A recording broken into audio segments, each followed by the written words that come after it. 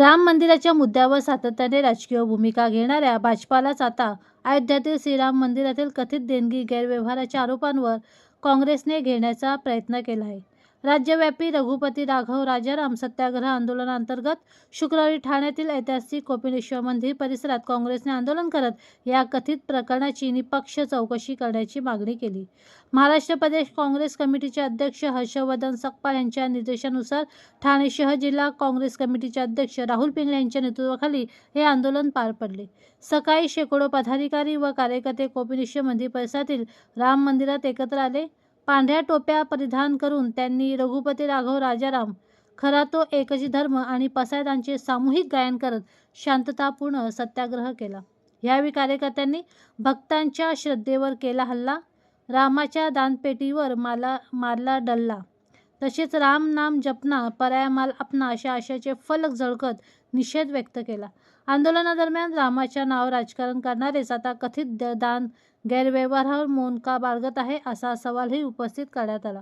यावेळी बोलताना राहुल पिंगळे यांनी रामाच्या आणि धर्माच्या नावावर राजकारण करणाऱ्यांनी ह्या कथित प्रकरणाची नैतिक जबाबदारी स्वीकारावी अशी मागणी केली. या कथित गैरव्यवहाराची निष्पक्ष चौकशी करून दोषींवर तातडीने कठोर कायदेशीर कारवाई करण्यात यावी अशीही मागणी त्यांनी केली. या आंदोलनात ठाणे काँग्रेसचे अध्यक्ष राहुल पिंगळे यांच्यासह प्रदेश पदाधिकारी गजानन देसाई, मधु मोहिते, विश्वास उडगी, राजेश जाधव, शीतल आहिरे, मिलिंद खराडे, सेवादलचे अध्यक्ष रवी कोळी, उमेश कांबळे, विविध सामाजिक संस्थांचे प्रतिनिधी डॉक्टर संजय मंगो, वंदना शिंदे, जगदीश खैलिया, मिलन उतेकर, राजेंद्र चौहान, सतीश जाधव, ब्लॉक अध्यक्ष आनंद सांगळे, राजू शेट्टी, अंजनी सिंग, संगीता कोटल, शांती इलवडेकर, हर्षद ठाकूर, अजिंक्य भोईर, प्रवीण खैलिया, सुरेश भोईर, मार्शल पन्हाळकर, स्वप्नील कोळी, विश्वनाथ किरकिरे, धनवंत सिंग बिष्ट, दयानंद एगडे, राम भोसले, सुरेश खेडे पाटील, रवींद्र आंग्रे, रमेश पाटील, नंदकुमार गावस्कर, बाबू यादव, अशोक नळवाळ, मीना कांबळे, सुप्रिया पाटील, रजनी पांडे, मुन्ना राजोरिया, मनोज दुबे, चंद्रकांत पाटील, स्वप्नील भोईर, राजेश मिश्रा, पप्पू सिंग, लोकेश घोलप, शिरीष घरत, प्रसाद पाटील, राकेश पुणेकर, सोनिया पंजाबी, अकिंदर टमाटा, कौस्तुभ गाडगी यांच्यासह सर्व स्तरातील पदाधिकारी व कार्यकर्ते सहभागी झाले होते. आंदोलन अतिशय शांततेत पार पडले.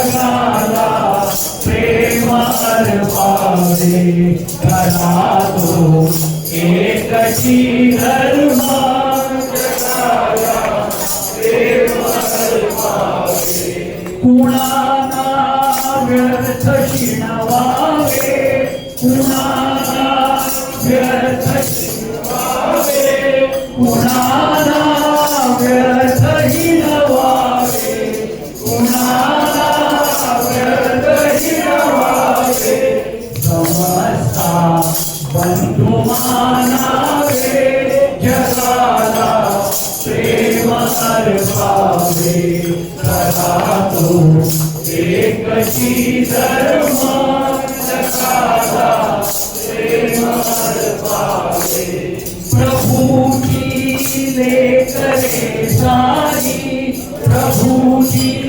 लेकरे सारी, दयाला सर्व ही प्यारी. प्रभू श्रीरामांच्या तिजोरीवर डल्ल्या मारण्याचं काम या लोकांनी केलेलं आहे.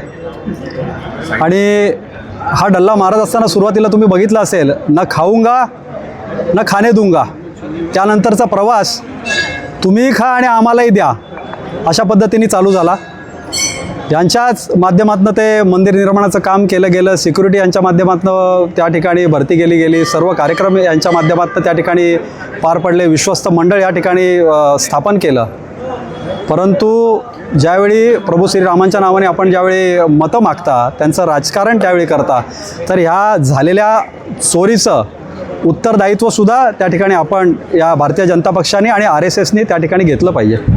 आपण बघितलं असेल की या मंदिराचे जे कोषाध्यक्ष होते, आपला मीडिया त्यांना प्रश्न विचारण्यासाठी ज्यावेळी गेला आणि त्यांना विचारलं की ह्याला जबाबदार ठरवून आपण त्या ठिकाणी आपल्या कोषाध्यक्ष पदाचा राजीनामा देणार का, तर अरेरावी आणि दादागिरी करण्याचा तो माईकसुद्धा त्यांनी त्या ठिकाणी खाली ढकलला. परंतु हा लक्षात घ्या, हा भारत देश आहे, भ्रष्टाचाराच्या विरोधामध्ये लढणारा हा देश आहे आणि प्रत्येक नागरिक हा तुम्हाला त्या ठिकाणी प्रश्न विचारणार आणि प्रत्येक विचारलेल्या प्रश्नाला तुम्ही दादागिरी करून त्या ठिकाणी चालणार नाही. म्हणूनच हा जो भ्रष्टाचार केलेला आहे की अतिशय संतप्त अशी भावना पूर्ण भारतवासियांमध्ये आहे आणि याच्या विरोधामध्ये आमचे सन्मान्य प्रांताध्यक्ष हर्षवर्धनदादा सकपाळ यांच्या माध्यमातून संपूर्ण महाराष्ट्रामध्ये ही आंदोलनं केली जात आहेत. रघुपती राघव राजाराम पतित पावन सीताराम या माध्यमातून पसायदानचं आम्ही त्या ठिकाणी गायन करतो आहे आणि शांततापूर्ण मार्गाने आम्ही सत्याग्रह करतो आहे. तो सत्याग्रह आज आम्ही इथे ऐतिहासिक अशा कोपिनेश्वर मंदिरामध्ये सुद्धा केला आणि प्रभू श्रीरामांच्या चरणी प्रार्थना केली की या चोरांना कुठेतरी सद्बुद्धी दे.